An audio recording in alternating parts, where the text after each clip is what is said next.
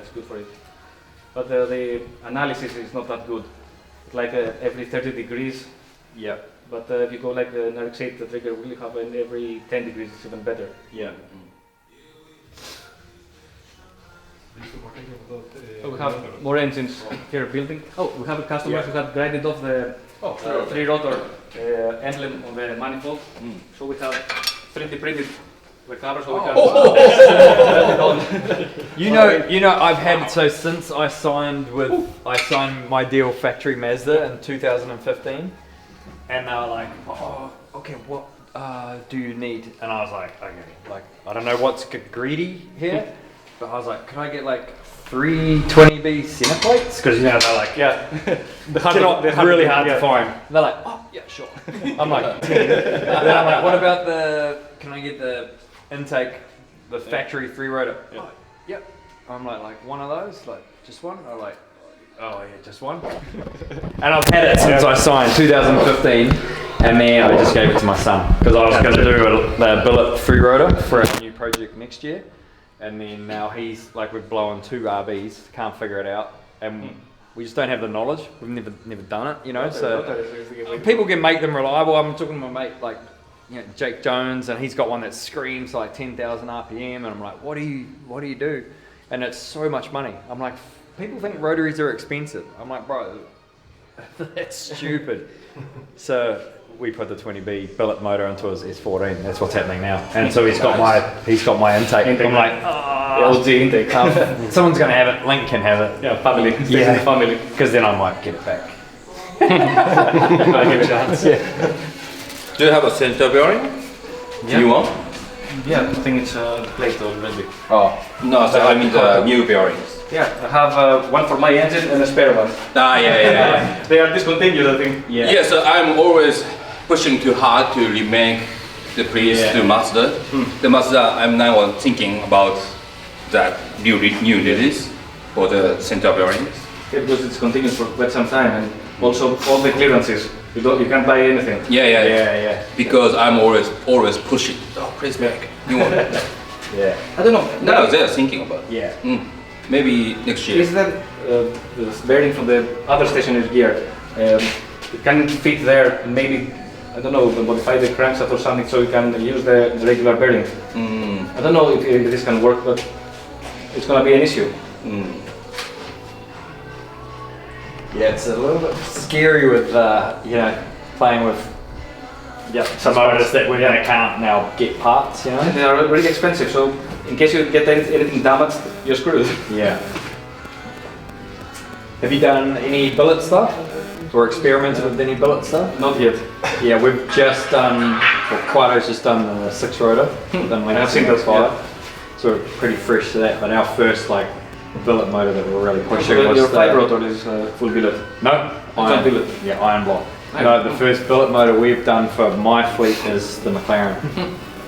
And so far has been so good because I was like, it's not going to work because of the heat cycles. Like when we're doing film shoots, it's cold and then it's like, action. It's like, limiter, freaking banging, and then it sits for ages. This is war. Yeah, where there's just too many different elements and growths and everything. So yeah, but it's been freaking good. So regarding the 4-rotor engines that you were running for so many years, and we're watching videos from the first era, how reliable are they? I mean, do you get to one engine for the whole season, or easy?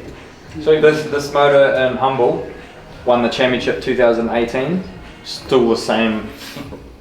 Over 1,000 horsepower. We've got like a PPRE 3-rotor in my stadium truck. It's been in about 4 different vehicles. I just put it in the stadium truck. That's probably 7 years old. Mad Bull motor. That's like, we would only pull them apart because we were like, let's try a different like intake or port timing, and so let's try different. Tune the engine. And just trying things. Not so much like at the first we pulled it apart at the end of the year. Well, every time we put it on the dyno, it had more power. Okay. It was bedding in. It was bedding itself in, and because our motors don't get running, we literally build them, put them in the car, straight on the dyno, and then we'll just put them through a heat cycle. I think you run now 2 millimeters apex seals, not 2 millimeters. Yeah, my one. So the Mazda 3 too. Yeah. Same motors from Pikes Peak, Australia time attack. Same Right, motor. Pikes Peak, I was 132 degrees water temp about 3 minutes into this 10-minute stage. So I'm like, oh fuck. But before I left, Kaito's like, all safety off, please enjoy. Yeah. just short walk. Full gas. Yeah, and with Don't Pikes stop. Peak, because even though it was getting hotter, I was like, oh, it's going to start losing power. And then everyone was saying, because of the oxygen, like everyone loses power. I swear when we crossed the finish line, I had more power than I started with. So then we looked at the data, and the turbos got overspooling because of low oxygen, thinner air, so the turbos, you can just hear them like, and then the worst part about Pikes was we didn't plan for, because no one said anything about brakes. I mean, we put big brakes in it, but the biggest thing was me just freaking, the car's getting faster and faster, but my brakes were getting harder and harder. I'm like, fuck, running out of brakes. Yeah, but engine-wise, man, honestly, the 4-rotor is. But then we had people that build them, they freaking brake straight away. But you got, the key to the Rotary is the clearancing and tolerances that you give it. Knowing what like oil pump you're going to use, how much RPM you're going to have, turbo. I mean, the proper ECU with all the safeties enabled if you're for road use and stuff. So if you're, even if the engine is not that good, because I'm tuning engines from around the world, especially in Europe. Not even I don't know who built the engine. When you plan your safety first, I don't think you will ever have an issue. Even if the engine is bad, okay, you will say the limit is here, we cannot go any further. But you have to be ignorant in order to damage a rotary engine. Yeah. Well, I mean, since I was 13, I have never been. I've blown a lot of motors, especially when I was young, because we just pulled them apart and drill port them. Just because we didn't have the Dremel or like a die grinder to make the bridge. I didn't even touch the bottom one because I didn't have the tool to grind it out. So I just drill holes to make like a fake bridge port, put it back together. Oh, sick! That's the non-siege board. Yeah. It would go out there and then just and it'd catch like an apex seal and but the amount I've blown, I've never been stuck or needed a tow truck home. A Rotary will always start. Don't take you home. You just need more people to push. Push up. Let's go. And then I've damaged like motors in competition because we run no safeties. Yeah, because the risk. The risk. You guys know if you go in overseas, it's a huge investment. And then if the car goes into limp mode, like just before a finish line and it straightens, zero, back in the container, fly under New Zealand. It's like, it's better to damage the engine, risk to damage the engine instead of saving the engine. Yeah, for so 1 second or two, once that I hurt an engine, and it's because I smashed the sump on a rumble because the car was so low, and I just kept going. I had no oil pressure. Anyway, it got hot, and then so I lost comp on the apex seals. So it was terrible down low. But then you pick it up, and then the momentum of the rotor spinning would throw the apex seals out, full comp. So as long as it's flat to the floor, it was the same performance as it was before. You just all clutch and gearbox. Let's get you see the secret of the secret guy. Okay, secret garage. Clean up. Hello, my friend. How are you? All good? All right.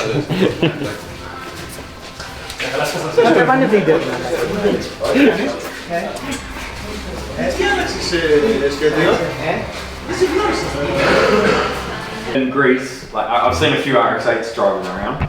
Like Just RX-8s, you can find almost anything. You can buy a complete car just to get what spares you need. The RX-7s, especially the left-hand drives, are really hard to find, even for windshield washer cover. This one is a left-hand drive, but we grind it down so we can use it on the right. Sorry, it's a right-hand drive, so we can grind it down to fit on that car. What about left-hand drive steering racks? We have made like, especially on the 3 rotors, to clear the steering rack with the sun. We've used a BMW steering rack. So we solved the issue. That's what we're just doing now. It's like, because our Pikes Peak car runs FD steering rack, but we make it left-hand drive. It's obviously so much easier for the fabrication side. But trying to find FD racks is a nightmare. So we've just done a BMW conversion into... It helps a lot because in case you get anything damaged, you can get a replacement part like this. Yeah. It affects a little bit the geometry but I think you can figure it out on the drift car. Yeah, we're doing the same in the S14 BMW rack, converting it because it's the rear steer, put it on the front, so it's the same as the FD. So in Europe, do you only have the handle left here, or this you move it around the world depending on the? Just Humble will stay in Europe. We've got a few more activations to do. We're going to actually go to Austria and do Formula 1 demo. It's going to be great. Yeah, it should be sick. Get to drift the Red Bull Ring. When is that? Well, we go home next. Well, no, we go to Austria. Then we're doing a Red Bull thing at the Hangar 7 at the headquarters. Doing like a big display. They got the Red Bull NASCAR. They're flying the Red Bull NASCAR from USA to come up with. It's a 15-minute show, like our part with the drift car, the NASCAR, with Red Bull Air Race playing, and so 15 minutes, and they're flying the car from there. And then I'm doing some film shoot in that somewhere, doing something. I don't know. Try to get it sideways. Yeah, it's gonna be great. Yeah, and then we go back to New Zealand, and then we come back up to Austria for the Formula 1 when we're at the Grand Prix. So. Gonna be sick. Oh, I just love it because even on the F1 guys, I think it's like, this is your first time in Greece, right? Yes. You missed because everybody in Greece loves you. I mean, you have a huge hype in Greece. I can't believe like and the because fan we base have here. a lot of Rotary enthusiasts. Yeah. And everybody's talking Mad Mike. Even non-car guys know who is Mad Mike. Yeah. That knows your sound. Even my little daughter, when she watches the TV and she watches you drive, she's like, gang, gang. So you have a huge impact in Greece, and you should come sooner, all of you. Yeah. Of course. Well, I always like make sure I've got a window seat on an airplane, even if I've got to sit way down the back. As long as I've got a window, so when I'm flying into all these countries, I can like scope out the hills and the roads, and then I'll like pinpoint and then Google satellite. I can go there. And I found a lot of good roads here in Greece. Nice. Like there's one on a big island, like huge island, but it's got this freaking crazy road. So I'm definitely every island. We have crazy roads here. yeah, I'm going to try to meet the council and see what's involved in blocking roads. Please do it. Yeah. Man, a lot of FDs. Holy shit. And RX8s. Oh, FC. With cage. What's this one going to be for? This is meant for drift, but it's an abandoned project. Yeah. But hopefully it will continue sometime.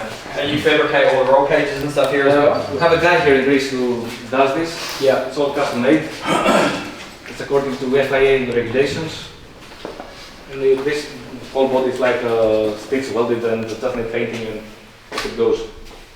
New project for you. Yeah. Well, my son wants an FC, I'm like, no, mate. My son's my friend. When we do an FC, I'm having an FC.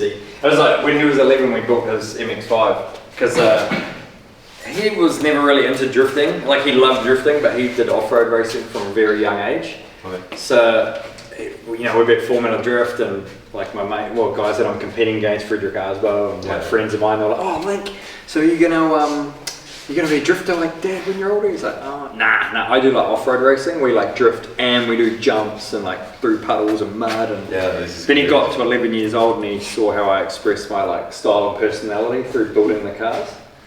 And so he's like, oh Dad, can we build a drift car? I want to build an FC RX-7. I'm like, bro, you're 11. You ain't having a freaking FC RX-7. So I tell you what, I'll get you an MX-5. Yeah. Because the MX-5, You have to start from somewhere small? well, it was cheaper than a PlayStation. So I was like, yeah, PlayStation or MX-5? MX-5. Okay. So that's where that project kind of. So we have a request from a customer in Romania. He has this burnt hood. He Oh, wants you yeah. to sign it. Okay. This one? Actually, Yeah. oh.